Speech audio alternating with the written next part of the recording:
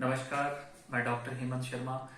आज आपको प्रोस्टाइटिस के बारे में बताने जा रहा हूँ। जो प्रोस्टाइटिस होता है, एक्यूट होता है, क्रॉनिक बैक्टीरियल प्रोस्टाइटिस होता है, क्रॉनिक नॉन बैक्टीरियल प्रोस्टाइटिस होता है जिसको हम बोलते हैं क्रॉनिक पेल्विक पेन सिंड्रोम, और एक होता है इन्फ्लामेटरी असिम्प्टोमेटिक प्रोस्टाइटिस।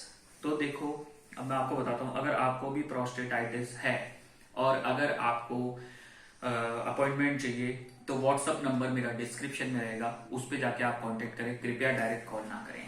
तो मैं सबको समझाता हूँ एक तरीके से। जो एक्यूट प्रोस्टाइटिस होता है वो होता है 3 महीने से कम के ड्यूरेशन में। तो 3 महीने से कम का ड्यूरेशन में होगा, पेशाब में जलन वगैरह, तो सबके सिम्टम सिमिलर होते हैं, पर ये एक्यूट उसमें होता है तो बैक्टीरियल इन्फेक्शन के चांसेस होते हैं। दूसरा, अब होता है एक क्रॉनिक बैक्टीरियल प्रोस्टाइटिस। तो एक्यूट प्रोस्टाइटिस हुआ, अब वो ट्रीट नहीं हुआ, 3 महीने से ऊपर का ड्यूरेशन हो गया, तो अब ये क्रॉनिक बैक्टीरियल प्रोस्टाइटिस में कन्वर्ट हो गया। अब एक प्रोस्टाइटिस होता है क्रॉनिक नॉन बैक्टीरियल प्रोस्टाइटिस, जिसको हम बोलते हैं CPS, chronic pelvic pain syndrome. इसमें क्या होता है, कमर में दर्द होगा, पेरिनियम में पेन होगा, स्क्रोटम में पेन होगा, पैरों में दर्द होगा, बैक पेन होगा, एब्डोमिनल पेन होगा। पर इसमें आप कल्चर कराओगे, यूरिन रूटीन कराओगे, कोई ग्रोथ नहीं आती। नॉन बैक्टीरियल प्रोस्टाइटिस होता है ये। 95% प्रोस्टाइटिस का कॉज यही होता है, ठीक है। और ये प्रोस्टाइटिस कॉमन डिसऑर्डर है, 25 से 45 की एज में देखा जाता है। इवन इंस्पायर्ड प्रोस्टेट का साइज नॉर्मल हो तो भी। एक होता है asymptomatic non inflammatory, this is inflammatory प्रोस्टाइटिस। ये कई बार डायग्नोस होता है, जैसे हमने सोनोग्राफी करवाया किसी और चीज के लिए, तो उसमें देखा इन्फ्लामेटरी प्रोस्टाइटिस है, पर कोई सिम्टम नहीं है, तो इसमें ट्रीटमेंट का रिक्वायरमेंट नहीं होता। तो अगर अब सिम्टम्स की मैं बात करता हूं, सिम्टम्स क्या आते हैं, तकलीफ क्या होती है, इसमें क्या है, पेशाब बार बार जाना पड़ता है, फ्रीक्वेंसी बढ़ जाती है, कई बार लीक होने लगता है, पेन होने लगता है यूरिन करने के बाद या यूरिन करने से पहले। उसके बाद इजैकुलेशन, जैसे ही आप सेक्सुअल एक्टिविटी परफॉर्म करते हैं तो आपको स्पर्म जैसे इजैकुलेट होता है, आपको पेन होता है, या मास्टरबेशन करते हैं उस समय पेन होता है, दर्द होता है, और इरेक्टाइल डिस्फंक्शन भी आता है, सेक्सुअल एक्टिविटी कमजोर हो जाती है प्रोस्टाइटिस होने से। अब वो कौन से टाइप का है वो डिफाइन करना होता है, ठीक है। ड्यूरेशन पे डिपेंड करता है, इन्वेस्टिगेशन पे डिपेंड करता है। और क्या सिम्टम आते हैं, मैंने बताया था, पेल्विक पेन हो सकता है, साइकोलॉजिकल स्ट्रेस हो सकता है, एंजाइटी हो सकती है, घबराहट हो सकती है, बेचैनी हो सकती है, नींद भी नहीं आती इसके कारण टेंशन से, और हमेशा जलन बनी रहती है, लाइफ रूटीन डिस्टर्ब हो जाता है, बहुत टायर्डनेस, फटीग रह सकता है बॉडी में, थकान रह सकती है। अब इसको हम डायग्नोज कैसे करें, देखो, इसको डायग्नोज करने के लिए यूरिन रूटीन, कल्चर वगैरह हमें कराना है।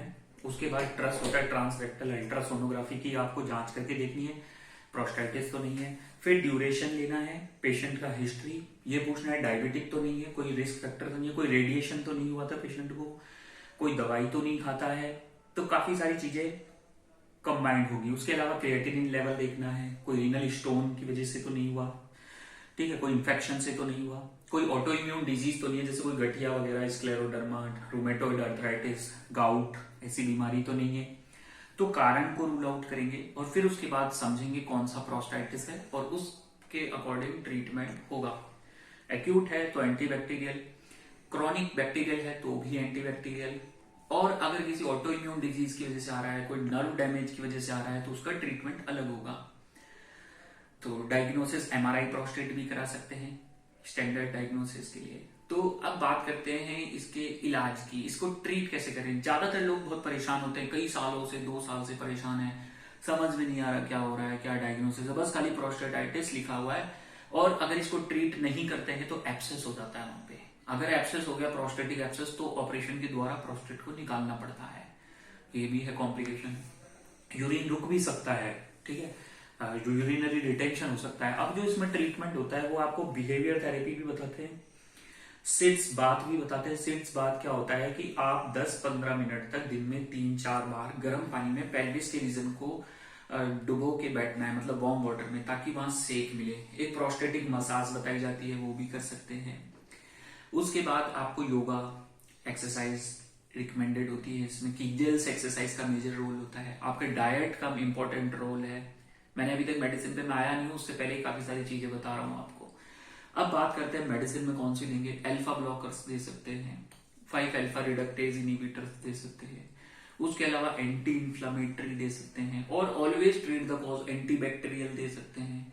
तो हमेशा कारण को ट्रीट करने की कोशिश की जाती है। आप कभी भी दवाई पे जंप करके ठीक नहीं हो सकते। अगर आप सोचेंगे हमें दवाई ठीक कर दे, पॉसिबल ही नहीं है।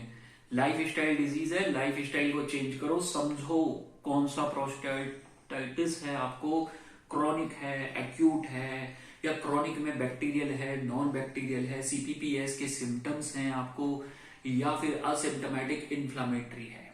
तो फिर अब ये क्यों हुआ कारण क्या, रिस्क फैक्टर है क्या, दारू पीते हो, सिगरेट पीते हो, कॉफी चाय ज्यादा पीते हो, ऐसा तो नहीं, कहीं कोई सेक्सुअल एक्टिविटी ज्यादा तो नहीं, कहीं मल्टीपल पार्टनर्स का हिस्ट्री तो नहीं, कोई वायरल इन्फेक्शन या कोई बैक्टीरियल इन्फेक्शन का तो हिस्ट्री नहीं, या कोई ऐसी दवाइयां ले रहे हो जो इस चीज को वर्स कर रही हो, तो ये सारा इंपॉर्टेंट है। या हाइजीन तो मेंटेन नहीं कर पा रहे, या यूरिन को ज्यादा देर होल्ड तो नहीं करते हो।